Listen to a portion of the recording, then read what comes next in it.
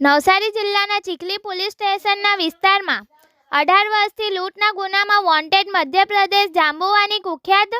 મેડા ગેંગના આરોપીઓને ભરૂચ ખાતેથી ઝડપી પાડતી Navsari local crime branch, Surat મહાનિરીક્ષક પ્રેમવીરસિંહ તથા નવસારી પોલીસ અધિક્ષક સુશીલ અગ્રવાલ દ્વારા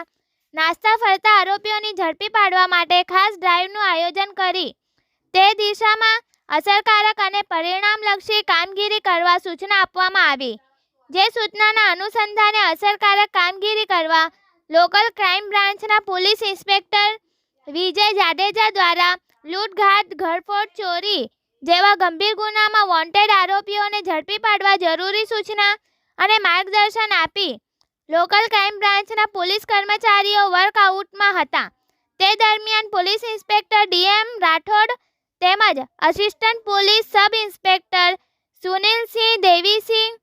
પોલીસ કોન્સ્ટેબલ સંદીપભાઈ પીઠાભાઈ તથા police constable Arjun પ્રભાકરભાઈએ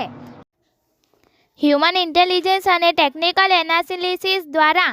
Chikhli police સ્ટેશનના લૂંટના ગુનામાં છેલ્લા 18 વર્ષથી વોન્ટેડ આરોપી દિનુ સેનાનસિંહ મેડા અને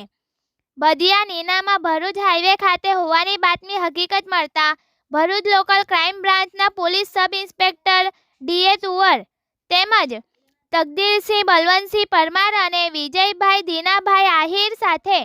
જોઈન્ટ ઓપરેશન કરી ભરૂચ ભોલાવ ખાતેથી આરોપી દિનુભાઈ સેનાનભાઈ મેડા તથા બદિયાભાઈ કાળાભાઈ નીનામા બંને આરોપીઓનું મૂળ વતન મધ્યપ્રદેશ હોય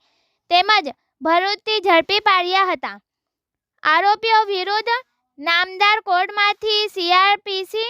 કલમ 70 મુજબના વોરંટ મેળવી નાસ્તા ફરતા આરોપીઓ તરીકે ગેઝેટમાં પણ પ્રસિદ્ધ કરવામાં આવ્યું હતું.